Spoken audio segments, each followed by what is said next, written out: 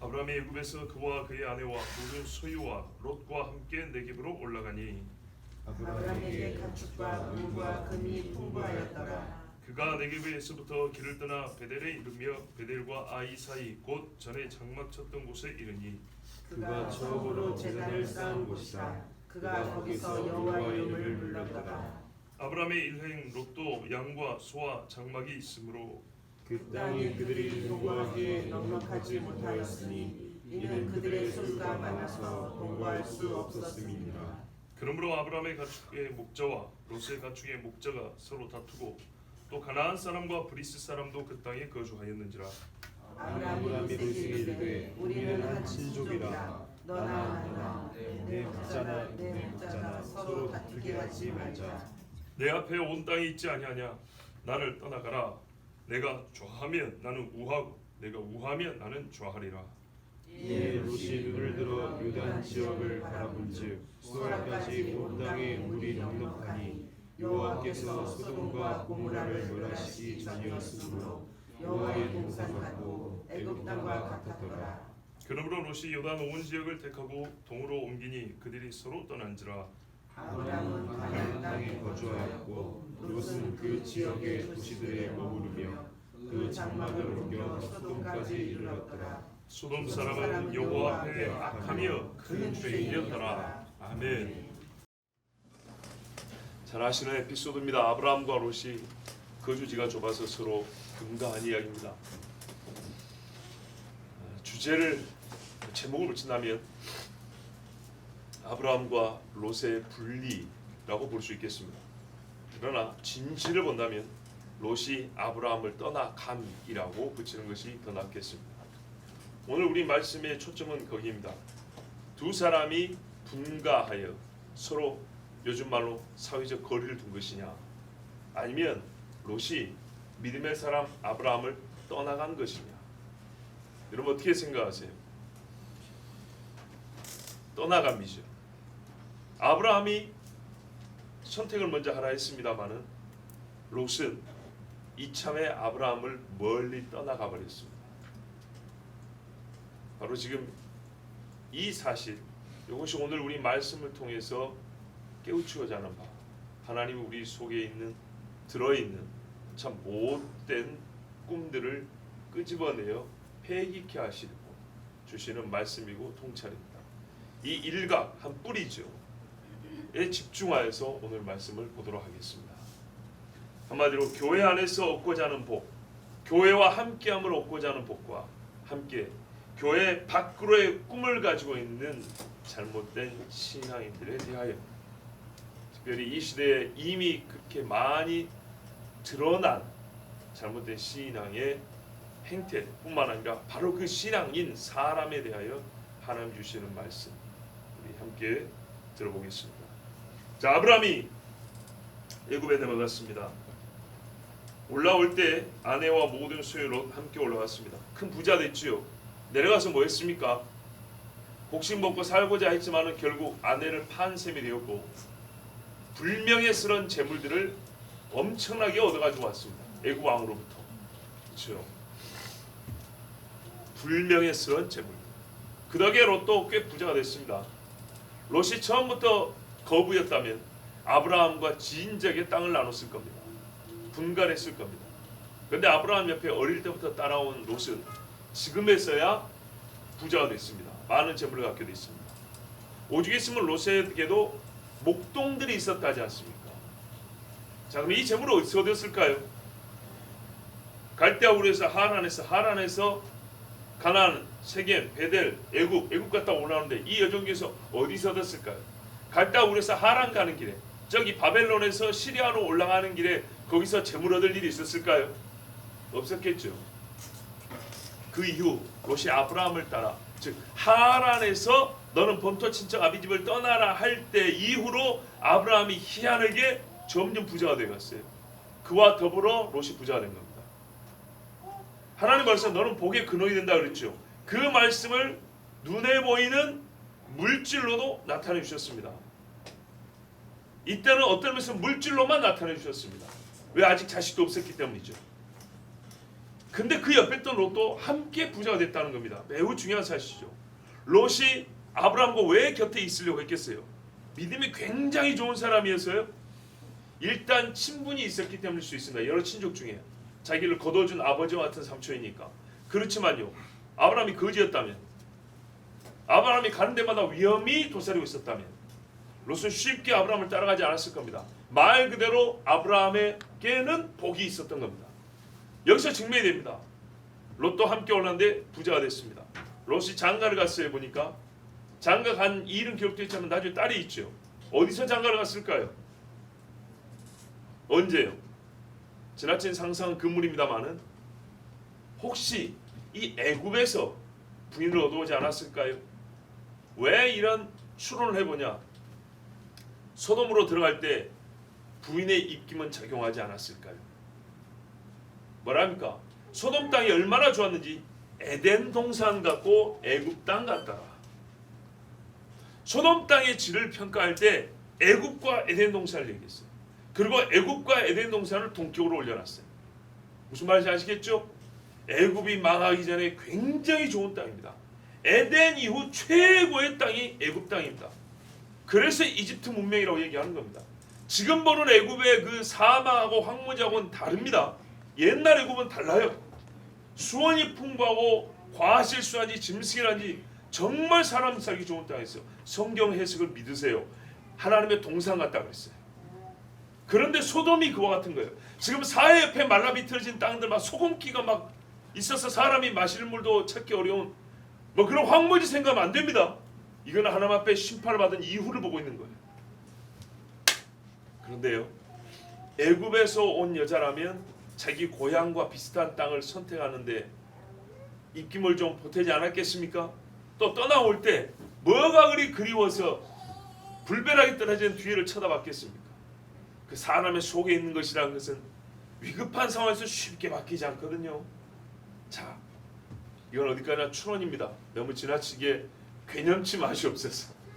자, 이래서 아브라함하고 같이 왔는데 2절 보세요. 가축과 은금이 풍부하더라. 진짜 부자가 됐어요. 네겝은 유다 남부 광야죠.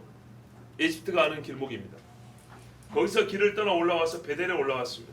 베델과 아이, 나중에 여리고 친 다음에 전쟁이 난 곳 아시죠? 거기에 원래는 아브라함이 하나님께 제단을 쌓고 예배드렸던 곳입니다. 가나안에 들어와서 처음 제단 쌓은 곳입니다. 근데 후손들은 거기서 가나안에서 첫 패배를 경험하죠. 순종과 불순종의 차이입니다. 4절, 그가 처음으로 제단을 쌓은 곳이라 그가 거기서 여호와 이름을 불렀더라. 자, 롯이 배울 수 있는 것입니다. 예배입니다. 하나님의 사람이 항상 복을 받는 이유, 그가 누구와 함께 있기 때문이냐? 그가 즐겨하는 일이 무엇인가? 복을 받기 위해서는 목적이지만은 목적을 위한 수단은 아니지만은 상관관계로서 하나님을 섬기는 것과 복받음이 전혀 무관하지 않다는 것은 롯은 수십 년을 통해서 배웠습니다. 수십 년. 자, 이제 문제가 발생했습니다. 아브라함 일행과 롯의 양과 소와 장막이 너무 많아 동각에 넉넉하지 못했다. 충분히 있을 수 있는 이야기죠. 이거는 뭐 큰 잘못도 아닙니다. 오히려 하나님 주신 복 때문에 일어난 일입니다. 그런데 문제는 여기입니다. 두 집의 가축의 목자가 서로 다투는 거예요. 다툼에서도 부자면 되나요? 자문 해보세요. 육선이 집에 가득하고도 다툼이 있다면 혼자 사는 것이 나으니라. 육선이 뭐예요? 육고기하고 생선, 예, 먹을 게 풍부해도 다툼이 있다면 무슨 소용이냐? 뼈가 말라가는데. 자, 그래서 이 다툼을 해결하고 싶었어요. 누가요? 지혜로운 사람 아브라함. 게다가 브리스 사람과 가나안 족속이 거기 있는 거예요. 브리스 족속은 사실은 좀 추적을 해보면 여기에 전부터 있었던 사람이 아니라 좀 옮겨왔던 사람을 볼 수 있는데, 하여튼간에 아브라함이 보기에는 타 혈통의 사람들이 그 지역에 살고 있었고, 아브라함과 롯은 같은 혈통으로서 한 형제로 이 지역에 나그네로 살고 있었어요. 문제는 이겁니다. 믿는 신이 다르다는 걸 다 알아요. 그죠? 한 지역에 예수쟁이가 처음 들어가면 어떻게 하죠? 대번에 저 사람은 예수쟁이 딱 튀어나죠. 그래. 아브라함이 신경 쓴 부분이 이거였어요. 너와 내가 다투는 것도 말이 안 되거니와 가나안 족속과 브리스 족속이 여호와께 제단을 쌓고 예배하는 자들이 늘 다툰다는 것을 본다는 것. 목자들이 다투는 것을 보고 사람들이 목자를 욕하겠어요? 주인을 욕하죠. 자, 이것들을 함께 생각했을 때 아브라함이 내린 결정은 서로 갈라서는 게 좋겠다. 8절 보세요. 아브라함이 롯에게 이르되 우리는 한 친족이라 나나 너나 네 목자나 내 목자나 다투지 하지 말자. 우리가 강의를 한 다음에 이제 8절만 갖고도 성도의 교제에 대하여 묵상할 말씀입니다만은 일단은 이 다툼을 해결하기 위해서 해소하기 위해서 아브라함은 서로 떨어져서 살자라고 제안을 했습니다. 이것이 아브라함과 롯의 거리의 한계선입니다. 뭐입니까? 아브라함은 형제의 인연을 끊자는 얘기가 아닙니다. 이제 살만하니까 너 네 알아서 벌어먹고 살아 그 말이 아닙니다. 다툼을 방지하기 위하여 거리를 두자는 얘기입니다. 라반이 야곱에게 욕심이 탱탱 불어가지고 한 양 새끼도 주지 않으려고 거리를 띄우는 그런 게 아니고 형제로서 지금까지 잘 지냈어요. 한 신앙으로. 여러분, 롯은 아브라함이 제사 지낼 때 저기 가서 놀고 있었을까요? 귀신한테 상 올렸을까요? 아니죠. 예, 아브라함의 말은 건 지금까지 함께 온 이 신앙의 집이 붕괴되거나 서로 분열되지 않기 위하여 거리를 두자는 겁니다. 이 목적을 분명히 알아야 됩니다. 그러면 롯은 아브라함으로부터 어느 정도 떨어져 있어야 되냐? 다투지 않을 정도로 떨어져 있어야 된다. 그 말은 곧 언제라도 아브라함에게 달려가서 신앙의 교제가 가능할 정도로만 떨어져야 되는 겁니다. 아브라함이 예배드릴 때 너무 멀어서 형님 못 갑니다. 삼촌 저 안 가도 이해하세요. 요 정도로 떨어지면 이미 끝난 거예요. 아시겠죠? 아브라함이 하나님께 예배드리는 날을 알아요. 때를 알아요. 어떻게 예배드리는지 알아요. 그럴 때 롯도 짐승 한 마리 잘 주면서 소나 양을 깨끗하게 준비해서 몰고 와서 삼촌 제 것도 함께 바칩시다. 이렇게 할 수 있는 신앙의 교통이 되는 거리 안에 있어야 되는 거예요. 자, 보세요. 아브라함은 롯이 신앙을 잃기를 바라고 멀어지자고 말하지 않았습니다.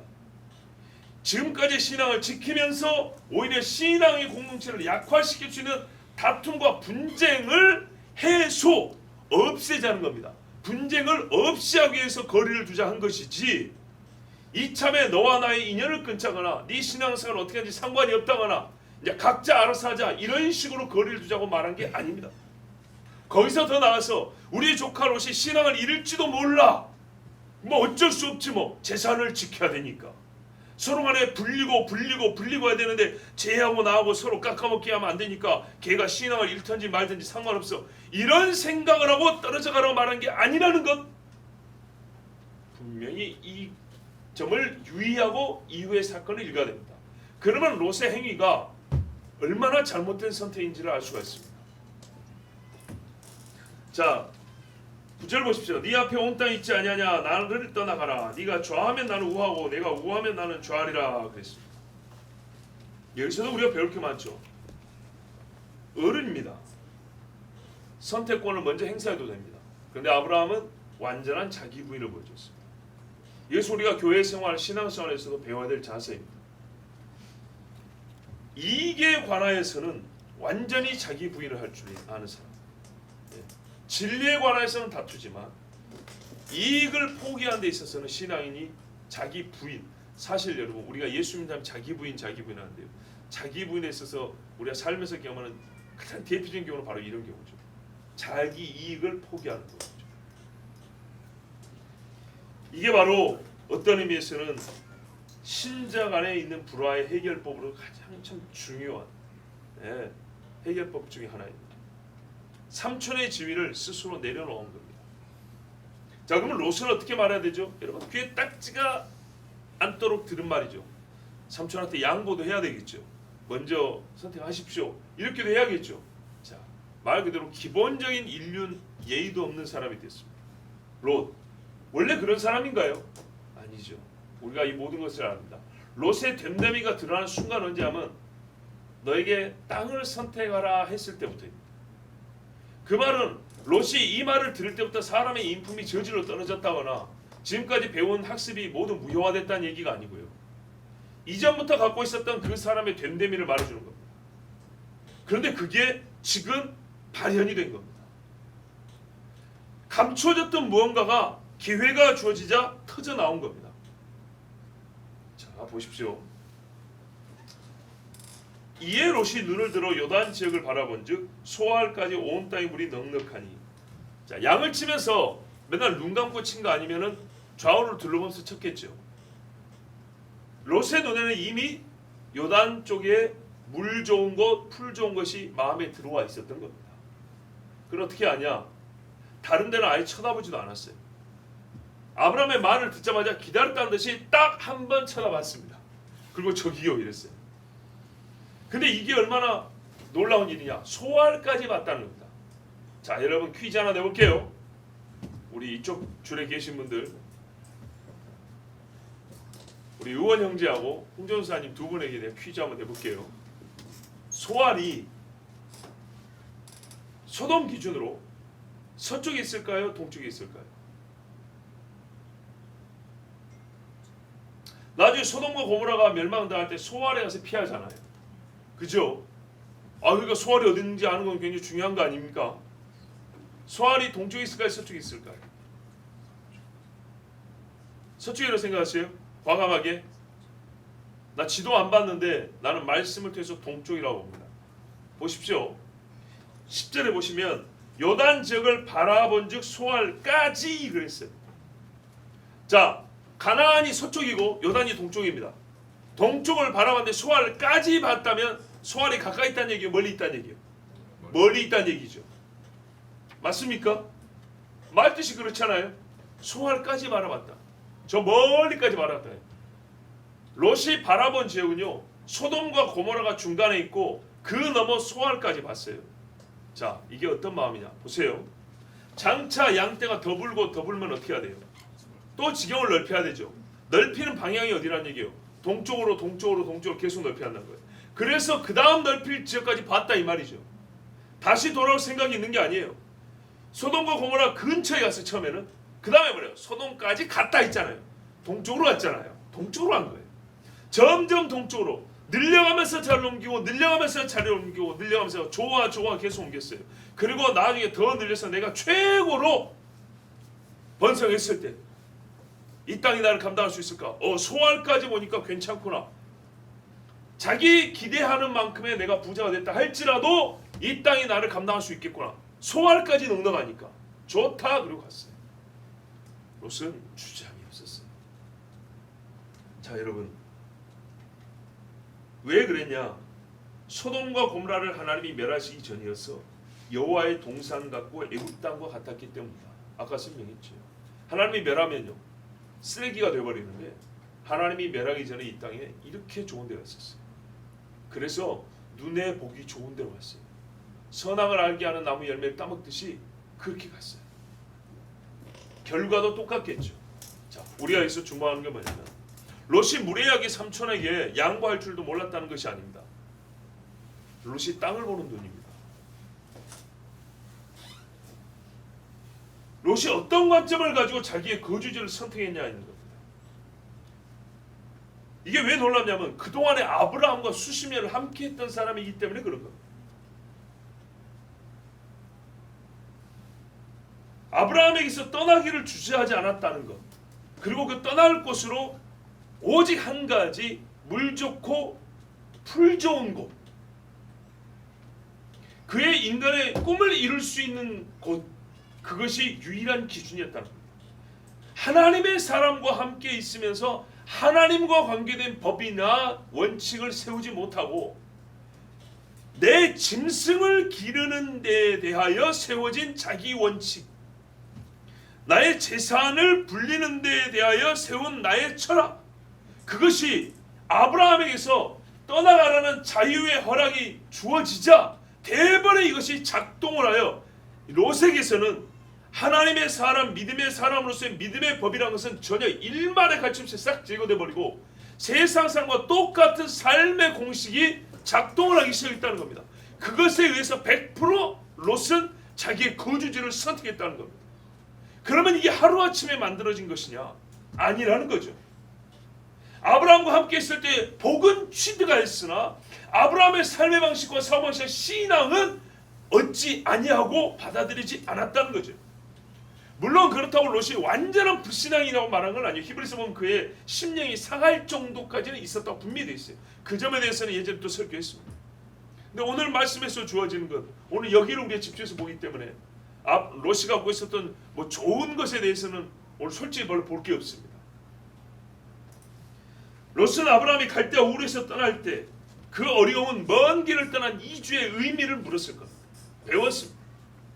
또 하나님의 좋은 것을 버리고 하나님의 말씀을 따라 떠나는 것을 보았습니다. 떠난다는 것의 의미가 무엇인지 세상 누구보다 잘 배울 수 있었습니다.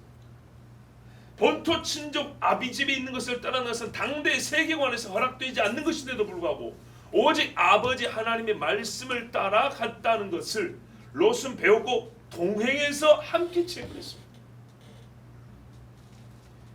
그리고 하나님의 사람과 함께 떠나기로 작정한 당시의 롯을 보면 이 사람이 하나님을 모른다고 말하기도 어렵습니다. 성경 말씀이 생각나네요. 한 번 하늘의 비침을 받고 은사를 맛보고도. 아브라함이 이방인의 땅에 들어갈 때 생활의 불안정과 위험을 감수한다는 것. 그럼에도 불구하고 하나님이 지시할 땅이 믿음의 사람이 거주해야 할 땅이라는 것을 롯은 아브라함과 똑같이 배웠습니다. 왜요? 아브라함의 이주 여정에서 수초로 나타나면 파라를 같이 했기 때문입니다. 이 이후에 아브라함이 2번 정도 이사를 합니다. 그런데 거리가 매우 짧습니다. 여기서 그랄로 한번 갔다가 헤브론 그랄로 왔다 갔다 합니다. 나중에 노년의 브엘세바, 그랄에서 올라오는 길에 브엘세바 살짝 들리고 거기서 이삭이 장가를 가죠. 하여튼 아브라함의 이주 여정에서 지금까지 옮겨온 이 거리, 이 시간이 이후의 시간보다 훨씬 많습니다. 그러니까 아브라함 본인도 아무것도 모르는 상태에서 시작했다 하더라도 하나님이 정하신 땅으로 간다는 것이 무엇인지, 하나님의 말씀을 따라 의지하며 산다는 것이 무엇인지를 아직은 완전히 못 배웠어요. 왜냐? 이후에 그랄로 가서 아내를 또 한 번 누이라고 속이잖아요. 그래서 아브라함이 완전 성숙한 단계까지는 가지 않았다, 못했다 하더라도 여기까지만 하더라도 아브라함이 이주에 거의 7할, 8할, 즉 7, 80%를 롯이 같이 경험을 한 사람으로서 하나도 배우지 못한 사람처럼 땅을 선택한다는 것은 매우 잘못된 것이라는 얘기입니다. 뭔 뜻인지 충분히 이해되시죠? 아브라함 집 사람으로서 아브라함의 이사를 80%를 같이 했다니까요. 왜? 어디를? 언제? 어떻게 옮겨가는지를 하나님과 함께하여 옮긴다는 것을 옆에서 80%를 같이 봤다니까요. 롯도 같이 짐을 싸고 풀었단 말입니다. 그리고 거기다가 아브라함이 하나님의 허락도 안 받고 애굽으로 내려가가지고 수치의 재물을 얻었을 때, 명예를 잃고 재물을 얻었을 때, 아하, 왜 그렇게 됐는가? 아브라함의 땅의 무서움이었어요. 무슨 말입니까? 사람이요, 인격적으로, 아니 신앙인이 뛰어난다 할지라도 미안하지만 땅의 힘을 못 이깁니다. 땅의 힘을 못 이겨요. 동네 힘도 못 이겨요. 동, 구, 시 할 때 그 도의 땅 지경도 못 이겨요. 그러나 넘치는 경건의 능력이 있으면 제국을 이겨요. 보십시오. 믿음의 조상 일대인 아브라함이 애굽에 들어가서 애굽 사람들을 모셔서 하나님이 주신, 여러분, 인간의 주신 인륜의 기본, 어떤 면에서는 집을 세우는 가장 근간이 되는 법, 내 몸, 내 뼈, 내 살, 아내를 누이라고 숨겨버렸어요. 구차하게 뭐라 그랬어요? 이복 누이라고 말했죠. 그건 결혼을 안 했을 때 이야기죠. 결혼하면 부인 아닙니까? 아니 이삭하고 리브가도 삼촌 조카 사이예요. 네? 그런데 결혼할 게 여보, 신랑, 신부 아닙니까? 남편, 아내 아닙니까? 그죠? 그때도 삼촌이라 부릅니까? 오촌 당숙이 이렇게 부릅니까? 아니라고요. 야곱하고 라헬하고도 촌수가 어떻게 됩니까? 학렬이 달라요. 학렬이. 여기 학렬 다른 거 이해되지? 대가 다르다고.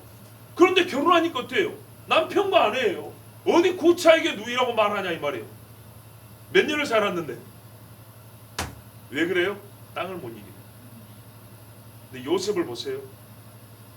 하나님 앞에 경건의 능력이 길러진 다음에 요셉이 들어간 애굽 땅은 어떻게 돼요? 요셉이 그 땅을 다스립니다.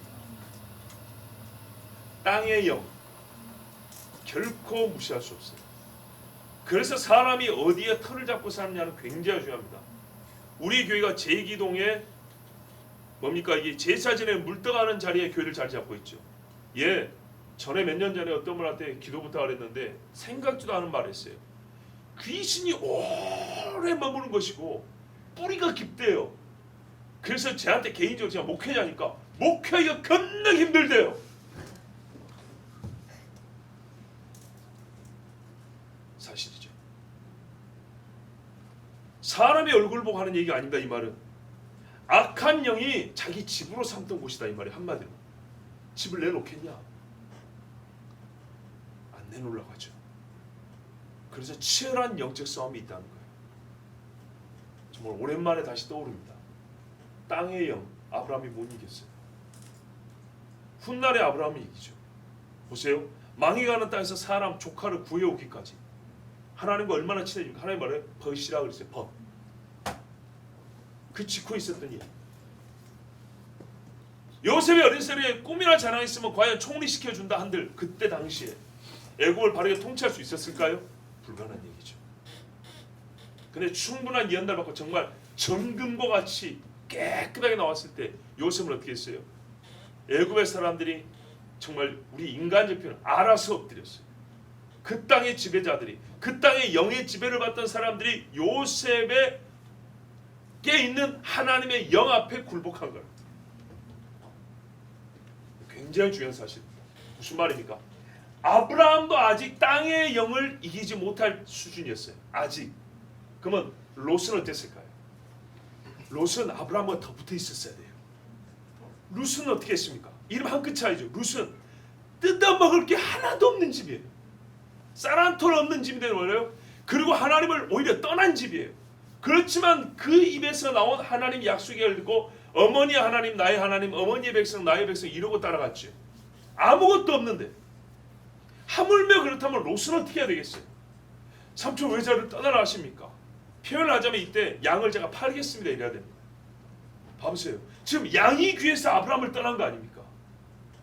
그죠? 소를 아끼려고 아브라함하고 거리를 둔 거 아닙니까? 그런데 정말 아브라함을 통해서 하나님을 배웠으면 내가 차라리 양을 잃겠습니다. 차라리 소를 몇 마리 팔겠습니다. 이래야 되는 거예요.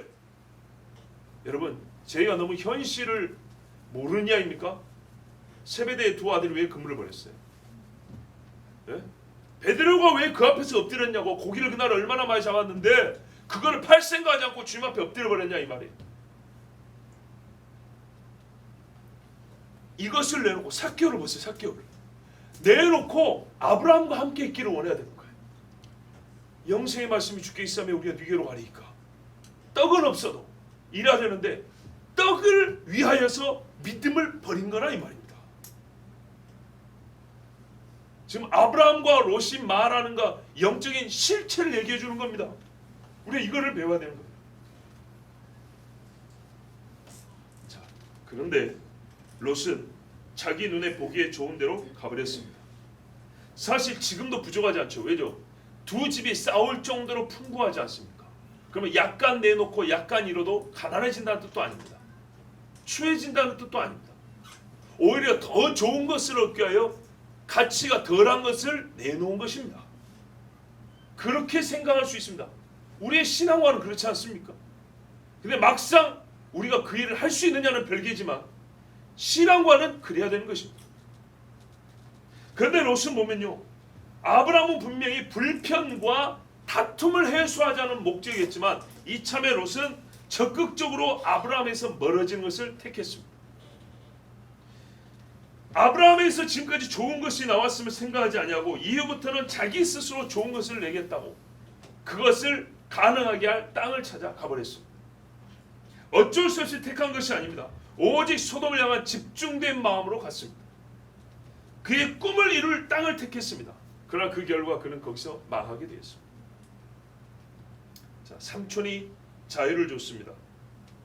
그런데 롯은 믿음과 믿음의 관계보다 재산 사이의 거리를 우선시켰고 욕심이 들어와서 그 거리를 더욱 넓혀 아브라함과의 관계에 있어서는 기초적으로 친족이라는 관계, 나를 키워준 아버지 같은 분이라는 관계, 믿음을 가르쳐준 관계, 하나님과 함께하는 사람과 살았다는 이 관계, 이 모든 것이 다 무시되고 잊혀지고 오직 그거는 옛날이고 지금부터는 내가 나의 살 땅, 나를 부욕해 할 땅, 나를 이 땅에서 성공시켜줄 곳, 그것을 찾는데 온 세상의 기준으로, 세상의 법으로 자기 자신을 끌어가게 했습니다. 그 결과 그는 소돔을 향하여 앉게 되었습니다. 그랬더니 어떻게 되죠? 끌려가죠. 성경에 보면 이렇게 됐어요. 여러 성읍들을 지그재그로 왔다 갔다 했어요. 아브라함 보기에는 어떻게 해요? 당장 소돔에 간 건 아니에요. 왜? 보다시피 소돔은 그때 당시 때 이미 죄악의 도시라고 다 알고 있었어요. 그래서 아브라함이 당장 막지는 않았어요. 왜? 소돔에 들어간 건 아니었거든요.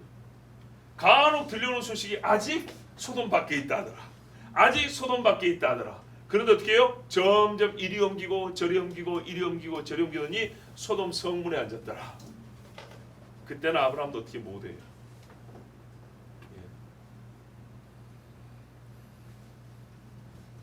사악한 땅 소돔에서 롯은 머리에 드는 사람이 됐지만 그래서 다 잃게 되었습니다. 여러분, 제가 이 말씀 오늘 왜 전하냐? 말씀의 내용이 땅에 관한 문제이긴 합니다만 저는 여기서 이 땅을 선택하는 문제를 통해서 오늘날 우리 신앙을 돌아보고자 하는 것입니다. 여러분 지금 사는 지역 무슨 도 무슨 시 어디 사냐, 요거는 각자 생각해 보시고 전 지금 그걸 얘기하려는 게 아닙니다. 말씀을 통해서 그것 또한 감동이 있는 분들은 본인이 개인적으로 하나님께 기도하시면 됩니다. 자, 코로나 시대에 교회를 떠난 자들에 대하여 우리가 생각해 보고자 합니다. 가끔은 이 주제를 우리가 잊지 않고 생각해 볼 필요가 있다고. 쉽게 아브라함이 교회고 떠난 성도들이 롯이냐? 아닙니다. 문을 열지 않는 교회도 롯입니다. 저는 전체로서의 교회 안에서 떠난 교회들을 지금 얘기하고자 합니다. 문을 닫고 그리스도에서 너무 멀어져 가버린 교회들, 성도들을 얘기하는 겁니다. 자, 또 교회가 문을 닫았다 할지만 교회라는 건물이 스스로 문을 닫는 거 아니죠. 있는 대로 말하면 목사, 장로의 선택. 대개 목사, 장로 그 사람이 그리스도에게서 멀어져 그들의 권한 안에서 권한 행사로 교회가 그리스도에서 멀어지게 해버렸어. 롯이 가자 롯의 식구들이 다 멀어져 가게 됐습니다. 그래서 이건 큰일이고 심각한 문제입니다. 롯과 함께 간 사람 중에 딸 둘이 나왔습니다. 그 집에 종들도 못 나왔습니다. 분명히 부자니까 종들이 있었겠죠. 주인이 가자 하면 따라와야 되겠죠.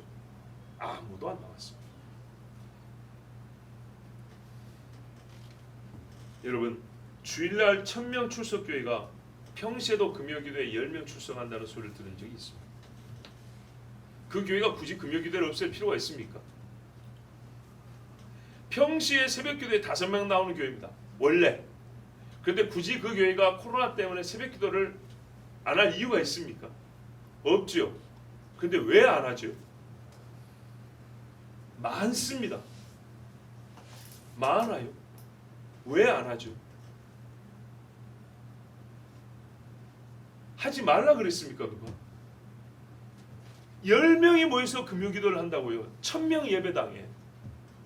그런데 코로나 때문에 각자 집에서 온라인으로 예배 드리시기 바랍니다 하고 문 닫아버렸어요. 왜요? 세상도 그렇게 하지 않으라고 하는데 왜 그렇게 멀리 갔다 합니까? 새벽기도에 단속도 안 나오고 5명 오는 예배에 누가 뭐라 하지도 않아요. 그런데 왜 문을 열고 그렇게 멀리 가버렸답니까?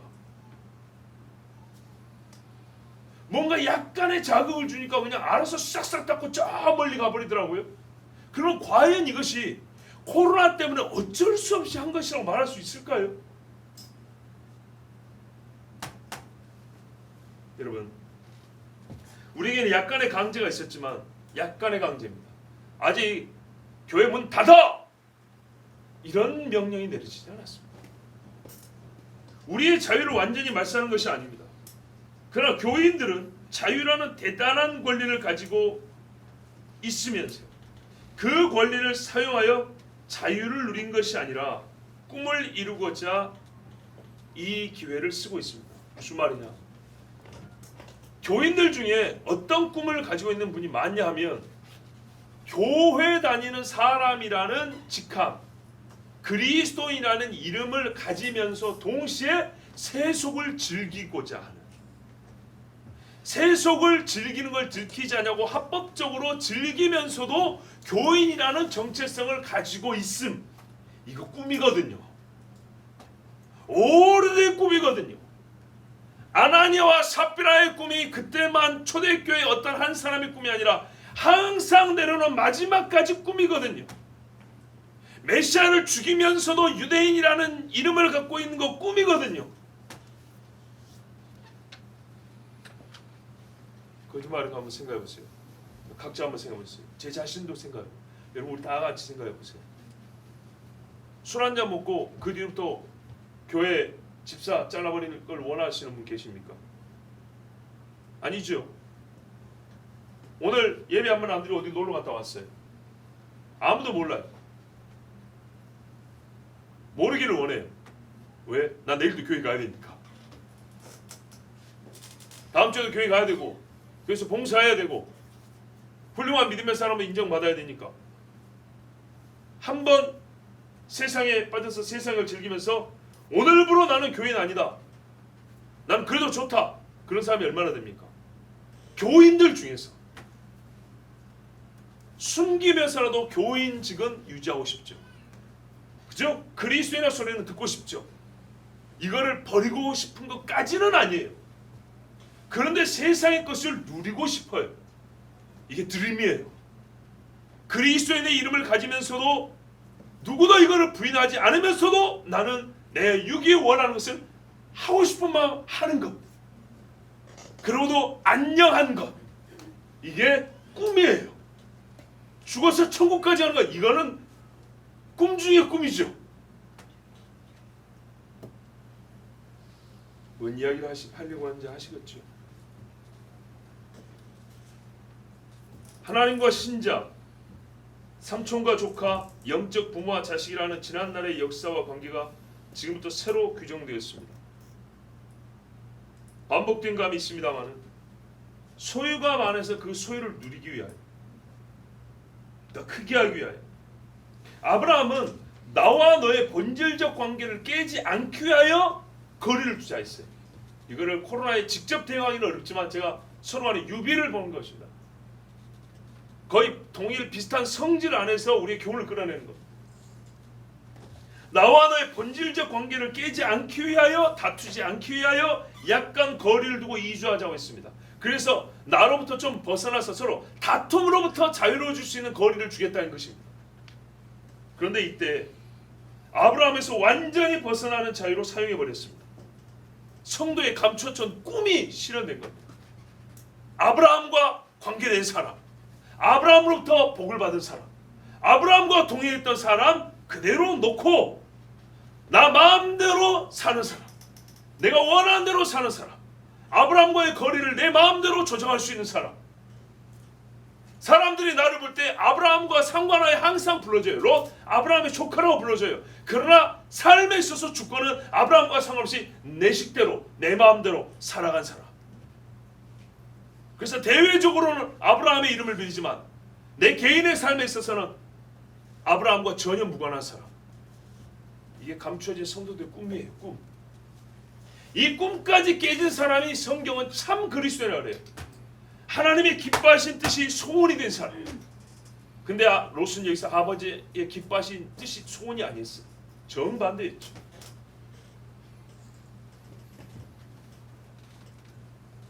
잠시 꿈을 이뤘지만 이거는 일장춘몽입니다. 하나님께서 깨버렸습니다. 아브라함이 뭐라 합니까? 아브라함아, 동서남북 돌아봐라. 이 모든 것이 너의 것이다 이랬어요. 이게 얼마나 약간의 여기 뭐랄까요? 우리를 미소 짓게 하는 하나님의 그 계획이 들어있어요. 동쪽도 아브라함이 준다 그랬어요. 동쪽이 어디입니까? 롯이 간대죠. 하나님이 아브라함에게 롯이 간 땅도 준다고 했어요. 거짓말이 아닙니다. 잘 보세요. 롯이 소돔으로 갔죠. 가나안에서 사해 쪽으로 간 거예요. 사해와 요단강에서 더 넘어간 거예요. 거기가 너무 땅이 좋았어요. 그 다음에 망에 자빠지니까 어떻게 해요? 하나님 불벼락을 때리니까 도망갔죠. 왜 더 동쪽에 소알이 있냐 하면 소알에 가서 성 사람들이 망한데 자기만 피신해 왔다고 좋게 안 보니까 그 옆에 어느 산에 들어갔죠. 그죠? 거기서 모압과 암몬을 낳았죠. 소돔의 짓을 그대로 했죠. 그래서 참 부끄러운 이름 모압과 암몬을 낳습니다. 그리고 모압과 암몬이 어디에 거주했습니까? 요단 동편이죠. 그래서 소알이 소돔보다 더 동편이라고 말하는 거예요. 모압과 암몬, 요단 동편 땅, 현재 요르단 지역들. 자, 봐보세요. 바로 이 지역인데 스바냐 성경에 보면 성경 스바냐는 마지막을 향하여 집중된 예언을 담고 있는 성경입니다. 종말에 집중된 성이 스바냐입니다. 근데 스바냐 2장 9절에 그러므로 만군의 여호와 이스라엘의 하나님이 말하노라 내가 나의 삶을 두고 맹세하노니 장차 모압은 소돔 같으며 암몬 자손은 고모라 같을 것이라. 찔레가 나며 수군구덩이가 되어 영원히 황폐하리니 내 백성의 남은 자들이 그들을 노략하며 나의 남은 백성이 그것을 기업으로 얻을 것이라. 아멘. 암몬과 모압이요 예표적으로 다윗이 지배를 했습니다. 그런데 마지막에 남은 자는 항상 마지막이죠. 마지막 때에는 이스라엘에 돌아온 자들이 모압과 암몬을 기업으로 받는다 이렇게 돼 있어요. 그래서 하나님께서 약속하신 바가 이루어진다. 동서남북 다 봐라. 너에게 주리라 그랬어요. 자 여러분, 여기서 우리가 영적인 또 하나의 통찰 내지는 하나님 주신 원리를 배웁니다. 무엇이냐? 없는 자에게는 있는 것을 뺏어다가 있는 자에게 더 준다 그랬죠. 롯은 거기서 다 잃었습니다. 하나님 주신 복을 다 잃어버렸다. 근데 그나마 남은 것을 누가 가지고 가냐? 아브라함이 가져갑니다. 보십시오. 우리가 꼭 말씀을 안 들어도 기본적으로 신앙의 원리를 갖고 있기 때문에 뭐라고 말하냐면 저 교회 문 닫으면 성도들 다 떠나고 그 중에 살아있는 성도들은 자기 교회에서 예배 못하니까 예배 드리는 교회를 찾아갈 것이다. 그래서 저기는 더 망하고 있는 교회는 더 부흥할 거다. 자 이런 말 하죠. 그죠? 뭐 우리에게 그 일이 뭐 얼마큼 나타났냐 안 나타나는 별개로 그렇게 얘기를 합니다. 근데 실제로요 전체적으로 보면 진짜 그런 일이 벌어지고 있습니다. 저희 고향 여수만 하더라도 교회가 크다고 문을 닫는 것이 아닙니다. 과거 여수에서 제일 큰 교회가 있어요. 그 교회 지금도 상당한 규모를 유지하고 있는데 예배 드립니다. 조그마니까 안전하죠. 더 안전하죠 솔직히 말해서. 그런데 예배 안 드립니다. 또 새 무슨 교회라고 여수에 제법 큰 교회 있습니다. 저도 옛날에 어릴 때 교회 그 교회 가서 예배 들어봤는데 상당히 큰 교회 있습니다. 그 교회도 예배 드립니다. 대형 교회인데 대형 교회 사람 많다고 예배 안 드리고 소형 교회니까 예배 드릴 수 있어요. 그렇지도 않습니다. 보니까 이제 1년 반 지나고 나니까 진짜 믿음 있는 교회는 예배 드리더라고요. 그 여수에서 과거에 제일 컸다는 교회 그 교회 저희 친척들이 많이 다니고 저희 삼촌이 거기 장로님입니다. 근데 이번에도 하는 말이 그래요. 아니 우리 교회도 예배 드리는데 저기 예배 안 드린다고 섬에서도 예배를 안 드립니까? 우리 아버지한테 그러더래요. 우리 아버지가 사촌 형님이란 말이에요. 형님한테 하는 말이 아니 시내 이렇게 큰 교회도 모여서 예배를 드리는데 섬에도 예배를 안 드리는 교회가 있답니까? 이해가 안 된다는 얘기죠. 그래서 시내 사람들끼리 서로 전화를 한대요. 예배하고 싶은데 특히 이제 그 권사님들 있죠. 어디 가서 기도할 수 있냐. 저희 고모도 작년에 친척 고모 만나니까 그 교회도 큰 교회인데 세상에 문을 잠가놓고 뒤로 이렇게 들어가는데요. 어떨 때는 목사들이 와서 문단속을 한대요. 기가 막힐 이야기입니다. 기가 막힐 이야기. 자 그래서 말하는 거예요. 이게 교회 사이즈하고 상관있는 문제가 아니에요. 지금 감추었던 꿈을 가진 롯의 마음을 갖고 있는 목회자들도 있고 교회들도 있다는 거예요. 이참에 목회자들 뭐예요? 일 안 하고 목사 신분 유지하는 것. 예배 안 드리고 예배들 얼마나 피곤한지 아십니까 여러분? 이 한 시간이 다가 아니라니까요. 일주일 내내 영적인 스트레스가 있어요. 고민이 있고. 네? 근데 이거 안 해도 되거든요. 하루 예배를 안 드리면요 하루 쉬는 게 아니에요. 그 예배를 준비하기 위한 며칠을 쉬는 거예요. 얼마나 좋아요. 이게 못돼 먹은 꿈들이에요. 다툼을 막고자 또는 그래요. 많이 양보해서 그렇게 무섭지도 않지만 질병 전염을 막고자 약간의 거리를 두라. 그것을 우리가 어느 정도 수용할 수 있다 치더라도 누가 이렇게 멀리 가랍니까? 이 교회 마치 작정이라 한 듯이 떨어져 나가버렸어요. 안 닫아도 될 문을 닫아버리고 폐하지 않아도 될 예배를 폐해버리고, 그러니 누가 하나님 앞에 나와 예배하겠습니까? 롯이 소돔 가가지고 절기 지키러 아브라함 옆에 왔을까요?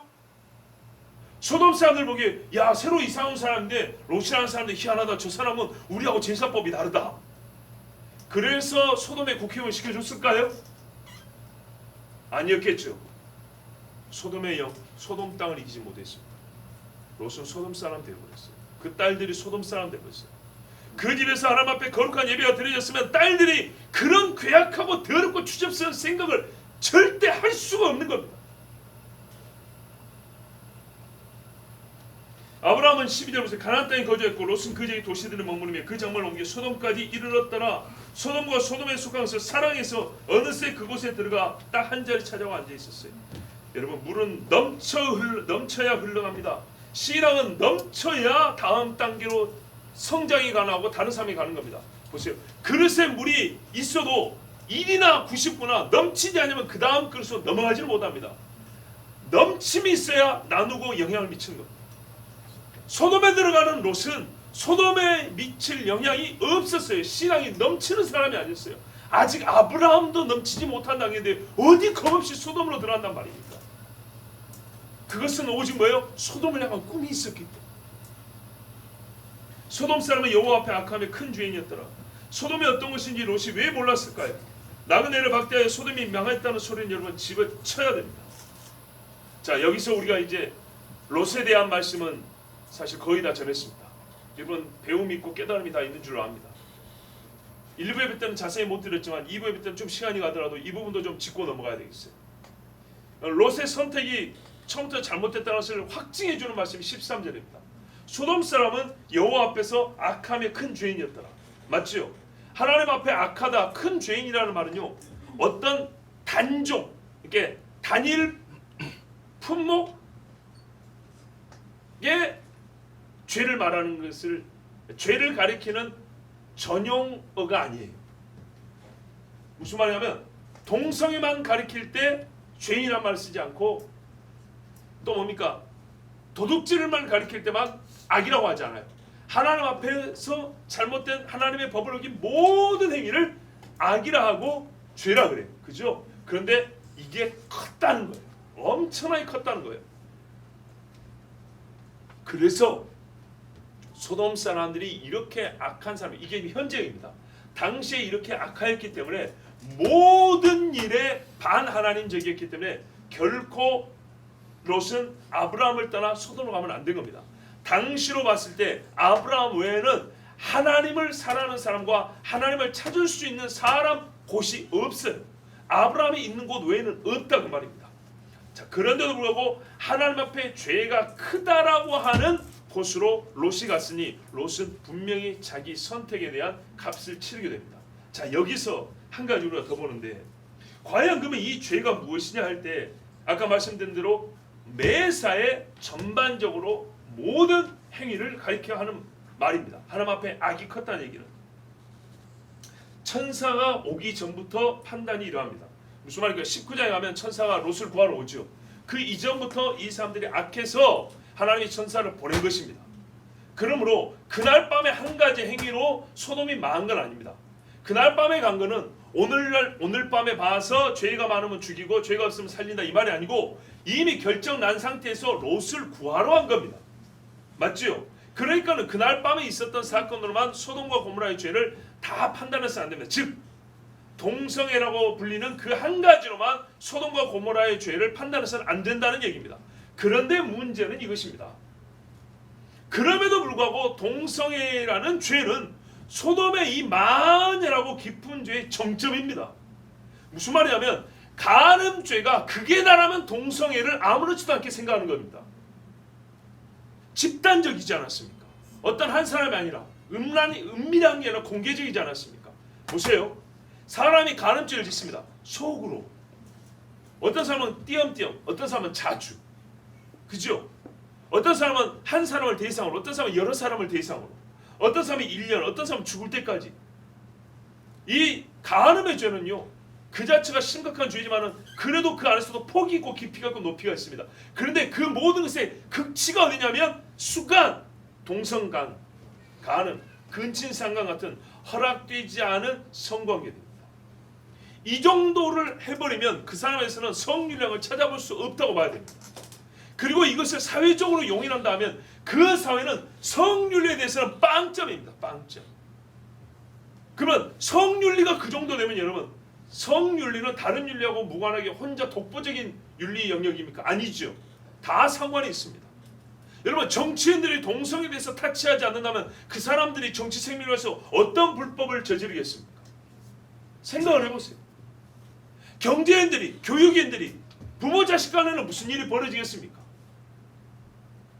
얼마나 추악하고 괴악한 일이 벌어지겠습니까? 바로 근데 창세기 19장은 그 모든 죄악이 얼마나 큰가를 하나님이 마지막으로 세상에 알려주고 불을 때린 겁니다. 그날 밤에 그 단회적 사건이 아니라 이미 오래전부터 이 사건은 많이 있었어요. 그리고 그것을 세상에 확증하여 줄 때 그 꼭대기에 있는 것을 보여주고 그 아래에 있는 것까지 싹 포함해서 이 땅이 불로 심판을 받을 수밖에 없다는 것을 보여준 겁니다. 동성애만은 아니지만 동성애하고 무관하다는 사람들은 그래서 더 미친 소리를 하는 겁니다. 그 모든 죄가 쌓이고 쌓이고 탑을 쌓아 올라가자 꼭대기에 동성애 마지막 꼭대기 첨탑을 쌓은 겁니다. 그 첨탑을 보고도 이 탑의 높이를 모른단 말입니까? 첨탑의 재질을 보고도 이 탑이 뭘로 만들어진지 모른단 말입니까? 바보 같은 소리입니다. 이 악한 사람들은 어디를 인용하냐? 에스겔 16장 49절 50절입니다. 내 아우 소돔의 죄악은 이러하니 그와 그의 딸들에게 교만함과 음식물의 풍성함과 태평함이 있음이며 또 그가 가난하고 궁핍한 자를 도와주지 아니하며 거만하여 가지한 일을 내 앞에서 행하였음이라. 그러므로 내가 보고 곧 그들을 없이 하였느니라. 없이 하였다는 직접적 판결이 어떻게 나왔냐? 교만하고 부유한데 가난한 사람 돌보지 아니하고 나그네를 박대했다는 거예요. 그리고 요즘 말로 하면 권력을 함부로 썼다는 거예요.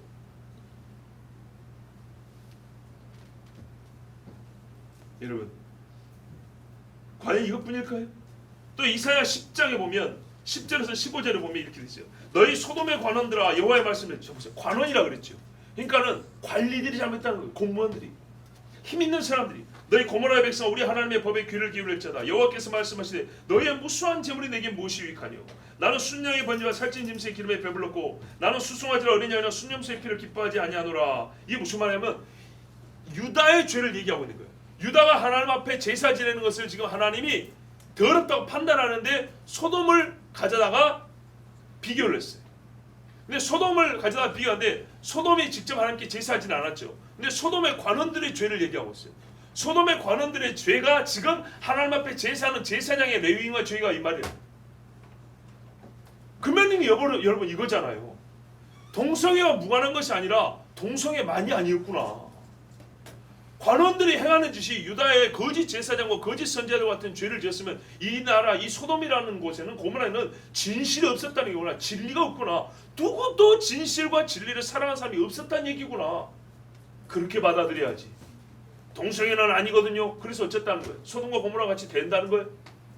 그러면 그들의 말 맞다나 하더라도 이 땅의 관원들이 불의를 저지르는 것만 하더라도 이로 셀 수가 없는데 이미 망해도 되겠네요. 근데 왜 동성애가 아니었거든요 하는 사람의 이유가 뭡니까? 망하기는 싫고 죄를 인정하기는 싫고 그래서 우리가 강력히 주장했던 동성애 문제를 부정하면서 다른 것도 아닌 것처럼 덮으려고 하는데 사실은 그게 아니에요. 말은 똑바로 해야 되는 거예요. 동성애만이 아니었던 거예요. 엄청난 죄가 있었고 동성애는 정점이었던 거예요. 죄는 홀로 다니지 않습니다.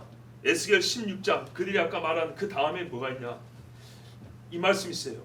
소돔을 얘기하면서 그 뒤에 물론 유다에 대한 심판을 받는데 소돔을 언급하면서 그 뒤에 뭘 이야기하냐? 내 음란과 내 가증한 일을 네가 담당하였느니라 나 여호와의 말이니라. 자, 소돔을 얘기할 때 간음을 빼버린 사람들에게 그 다음을 보라고 하세요. 같은 16장이에요. 뒤에 가면 간음 이야기가 나와요. 그런데 이거 안 읽어요. 예레미야 23장 14절에 뭐라 그럽니까? 내가 예루살렘 선지자들 가운데도 가증한 일을 보았나니 그들은 간음을 행하며 거짓을 말하며 악을 행하는 자의 손을 강하게 하며. 이게 세트예요. 세트. 사람으로 그 악에서 돌이킴이 없게 하였은즉 그들은 다 내 앞에서 소돔과 다름이 없고 그 주민은 고모라와 다름이 없느니라. 보세요. 소돔과 고모라 얘기를 하는데 거짓 악을 행하고 악을 행하는 손을 강하게 했다. 악에서 돌이키려 한 사람이 없었다. 그러니까요. 악으로만 계속 가는 거예요. 그 가운데 보세요. 간음을 행하며. 여러분 이거는 수준 높게 영적 간음으로 생각하십니까? 영적 간음과 육의 간음은 항상 같이 가는 겁니다. 제사형주의 간음한 사람이 얼마나 많아요. 유다서 1장 7절에 우리에게 이렇게 말씀해 줍니다. 아까 보세요. 에스겔 16장 이렇게 나왔죠. 그들이 뭡니까? 풍족함과 태평함 중에도 오만하고 거만하여 불로 심판을 받았다고 에스겔 16장에 이렇게 돼 있죠. 똑같은 심판의 일을 직접적으로 유다 1장 7절에는 뭐라고 말하냐면 소돔과 고모라가 그 이웃 도시들도 그들과 같은 행동으로 음란하며 다른 육체를 따라가다가 영원한 불의 형벌을 받음으로 거울이 되었느니라 그랬어요. 에스겔 16장과 유다서가 똑같이 불심판의 직접적 원인을 말하는데 에스겔뿐만 아니라 유다서에서는 음란한 성범죄가 불심판의 직접적 원인으로 공표되어 있습니다. 그러므로 이 음란한 행실에 대하여 부정하면서 나그네를 학대하고 영접하지 않은 것이 소돔의 죄라고 말하는 것은 큰 잘못입니다. 만약에 그것이 소돔의 특징적 죄였다면 롯이 어떻게 소돔에 들어갔겠습니까? 누가 롯을 받아줬겠습니까? 롯이 어떻게 소돔의 성문에 앉은 자가 되었겠습니까? 그렇지 않아요? 아니 나그네를 박대하는 동네에서 불심판을 받았다면 소돔에 롯이 들어가지도 못했겠죠. 근데 이미 두 딸이 소돔 사람들하고 시집까지 갔습니다. 예비 사위가 아닙니다. 성경에는 시집을 갔다고 되어 있습니다. 자 여러분, 우리는 신앙의 자유를 가지고 있습니다. 원인 없는 자유가 아닙니다. 이 부분은 조금 여러분 생각할 거리가 있습니다. 들어보십시오. 원인 없는 자유가 아니라 인간이 가진 모든 능력, 그 신앙의 씨앗과 그 씨앗을 자극하는 양심의 운동, 진리와 거짓을 하나님 직접 들려주시고 또한 판별할 수 있는 능력까지, 증거들까지 하나님이 허락해 주셨고 그것을 사용하여 생각을 할 수 있는 자유가 있습니다. 또 판단한 대로 몸을 움직여서 내가 믿을 분과 있을 땅을 선택하는 자유까지 우리는 이미 갖고 있습니다. 맞죠? 이게 다 우리에게 준 자유죠. 그런데 어떤 미련한 자들은 원인이 없는 자유여야 진짜 자유라고 말을 합니다. 소위 이게 자유지상주의라는 철학 이론입니다. 무슨 말이냐? 아까 봐보세요. 우리는 하나님의 말씀이 주어지고 그 말씀을 듣고 마음에 자극을 받습니다. 그래서 이것을 해야 되나 저것을 해야 되나 할 때에 하나님의 말씀에 의하여 이쪽을 선택합니다. 우리는 선택을 누가 강요하지 않기 때문에 억지로 한 게 아니기 때문에 자유라고 하지만 자유지상주의자들은 당신이 하나님의 말씀이라는 어떤 원인의 영향을 받아서 선택을 했기 때문에 자유가 아니다 이렇게 말하는 겁니다. 그럼 그들의 말에 따르면 자유는 뭐냐? 항상 충동적이어야 돼요. 본능적인 거예요. 사유, 곧 생각이라는 게 없어야 돼요. 뭔가를 고민하고 행하는 것은 자유가 아닌 거예요. 오늘 일부 예배 때도 예를 들었지만 50견이 들면은 어깨가 안 움직이죠. 그죠? 이러고 다니고 이러죠. 못 움직여. 근데요, 병원에 가서 뭐 해달라 합니까? 팔을 자유롭게 해주세요 이렇게 말해요. 어깨가 좀 자유로웠으면 좋겠어요 이런다고. 그죠? 그래서 병원에 거치니까 어깨로 돌아갑니다. 이제 물건도 들고 운전도 쉽게 합니다. 자, 자유로워졌죠? 그죠? 이게 자유입니까? 근육의 길이만큼 팔이 안 들어가는데 뭔 말인지 이해가 되세요? 어깨가 쇄골뼈에 붙어 있어가지고 한 30m 정도 안 나가고 여기에 딱 붙어서 여기서 움직인단 말이에요. 여기서. 자유 아니잖아요. 어깨뼈가 쇄골뼈에 영향을 받고 갈비뼈에 영향을 받고 있고 삼두근, 이두근, 어깨 삼각근 영향을 받고 있다고. 여기에 묶여 있다고요. 이게 자유로워요? 근육의 가동 범위 안에서 움직이고 있는데 근육의 힘 안에서 어깨뼈가 힘을 받고 힘을 쓰고 있는데 이게 자유로워요? 이런 건 자유가 아니라는 거예요. 말하자면. 마귀가 말하는 자유 이런 거예요.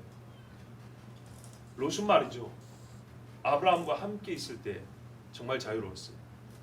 근데 롯이 말한 게 뭐냐면 아브라함을 생각하지 않는, 아브라함의 원인이 되지 않는 자유예요. 이후의 자유는 아브라함이 나의 선택에 있어서 원인이 되지 않는 자유. 무슨 말이냐면 그 전에는 아브라함이 옆에 있으면 고민을 하게 돼요. 봐보세요. 조금 더 이야기를 해줄게요. 밀크 케이크 종류 뭐가 있어요? 초코 케이크, 고구마 케이크. 그 다음에 또 뭐 있어요? 치즈 케이크. 오케이, 세 개만 합시다. 치즈, 초코, 고구마, 세 개 있어요. 다 먹고 싶어요. 근데 먹고 싶은 거 하나 고르라어요. 자유가 주어졌죠? 네가 먹고 싶은 거 하나 고르라고. 다 먹고 싶은데 그중에 제일 먹고 싶은 거. 자, 뭐 제일 먹고 싶어요? 치즈. 오케이, 치즈 골랐어요. 자유롭게 선택했죠? 자유롭지 않은 거예요. 왜? 나는 아직까지 고구마도 먹고 싶고 초코도 먹고 싶거든요. 초코를 먹고 싶은 마음을 제어를 했을 때 내가 치즈를 선택하게 된 거예요. 뭐 말인지 아시겠어요? 고구마를 먹고 싶은 마음, 고구마를 선택할 수 있는 자유를 제어를 했을 때 내가 치즈를 선택할 수 있었던 거예요. 세상에 말하는 진짜 자유는 뭐냐? 네가 치즈 케이크를 선택하고도 고구마도 먹을 수 있고 뭐였지? 초코도 먹을 수 있을 때 그게 진짜 자유라는 거예요. 뭔 말인지 이해가 되십니까? 이해되는 자에게 복이 있을진저. 마귀가 말하는 게 이거예요. 네가 이거 먹을 게 많은데 하나님이라는 원인이 있어요. 바꿔 말하면 하나님이라는 제약이 있는 것이죠. 어떤 류의 제약이라도 있으면 너는 자유가 아니라는 거예요. 제약이 무가 아니라 유인 상태에서 내가 50이나 100이나 1000의 자유를 누리더라도 그거는 자유가 아니라는 거예요. 제약이 제로여야 자유라는 거예요.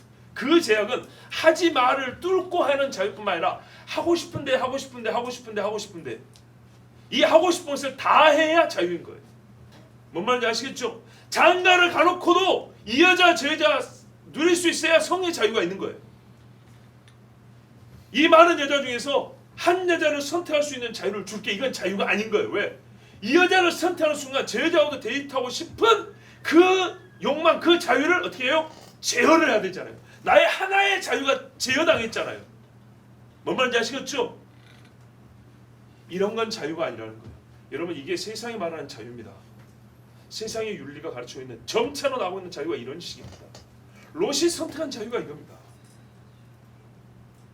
제가 말한 감춰줄 꿈이라는 게 이런 겁니다.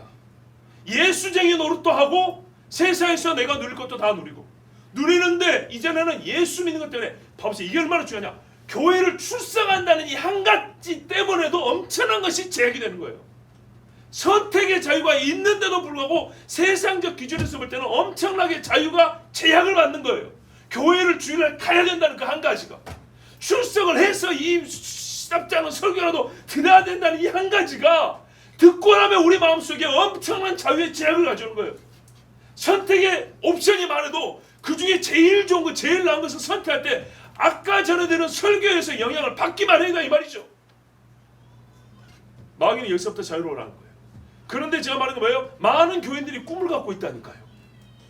그 속에서 그리스도인의 신분은 공적으로는 갖고 싶으면서도 동시에 내 마음대로 세상에 말하는 그 자유를 누리고 싶은 꿈을 갖고 있다고요. 그런데 롯이 이거를 누려버렸다 이 말입니다. 그러자 과연 이 자유는 진짜 자유냐? 아니요. 병든 자유예요. 예? 사람이 병든 거예요. 여러분, 자유롭게 해서 가제트 8,050m씩 팔이 늘어나면 이게 병신이, 이게 사람입니까? 아닌 거죠. 그렇게 되면 안 되는 거예요. 팔이 멀리만 간다고 자유로운 게 아니에요.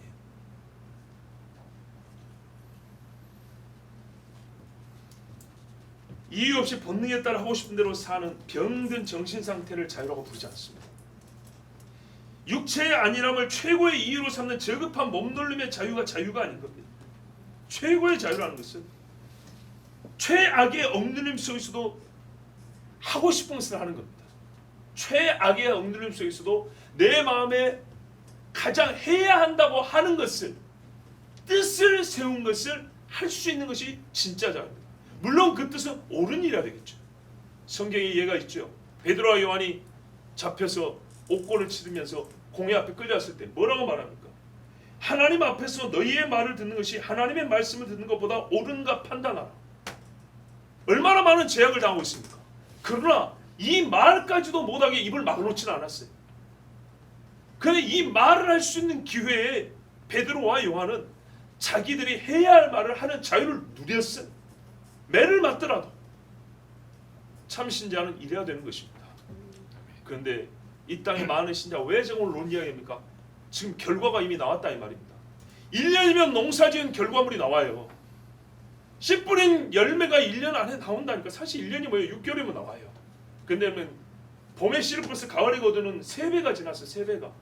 3배가 지났으면 지금쯤에 우리가 결론에 대해서 이미 얻었다고 생각하고 결론에 대해서 돌아보고 평가하는 시간을 가져야 되는 것입니다. 내 인생에 있어서 해석 능력이 없는 사람같이 안타까운 사람이 없어요. 내가 어떻게 사는 스스로 돌아보는 시간이죠.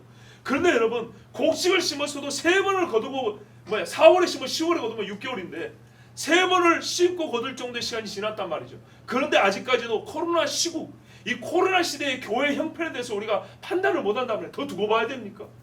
더 증거가 필요합니까? 시간은 충분히 지났어요. 이삭도 1년 때가 되면 하나님이 정한 기한이 되면 너에게 자식이 있으라고 것처럼 때가 지났으면 지금 교회들마다 맺어진 열매를 보면 과연 이 교회가 뭐를 심었고 하나님에게서 얼마큼 가까이 있는가 멀리 있는가를 알 수 있다는 겁니다. 근데 대부분의 교회가 지금 어쩌고 있냐 이 말이죠. 여기서는 분쟁을 해소하기 위해서 잠깐 머리를 잤어요. 그래요. 좋게 봐서 정말 좋게 봐서 위험할 수 있다. 그래서 전염병을 방지하기 위해서라도 전염을 방지해서 약간의 거리를 두자. 그랬다. 그것이 맞다 치더라도 이렇게까지 멀리 갈 필요가 있습니까? 그러면 그렇게까지 멀리 와서 누린다는 그 자유는 도대체 언제부터 시작된 것이며 어떤 생각이 그 속에 있었기 때문입니까? 과연 그들은 지금에서야 너무 위험해서 어쩔 수 없이 소돔까지 간 사람들인가요? 아니죠. 오래전부터 아브라함 옆에 있었지만 아브라함과 같지 않은 사람들이었어요. 아브라함의 조카라는 타이틀을 갖고 있지만 그 속에는 소돔을 항상 소알까지 저 넘어 소알까지 바라보는 사람들이었어요. 예수께서 하신 말씀이 인자가 올 때 믿음을 보겠느냐. 난리와 난리의 소문이 지금 들려지고 있는 이때에도 그 난리를 보고도 기도하지 않는 사람들이 있으니 과연 우리가 롯과 같지 않다고 어떻게 말할 수 있겠습니까? 성도들은 핑계를 댄다. 교회가 나를 자유했다고. 교회가 나를 자유했습니까? 여러분 얼마나 우리가 슬픈 이야기냐면요. 세상이 알아요. 롯의 마음을 갖고 있다는 것을. 너희에게는 쇠사슬로 끌어서 바벨론으로 끌고 갈 필요가 없다. 묶어서 끌어갈 필요 없다. 소돔만 살짝 보여주면 돼.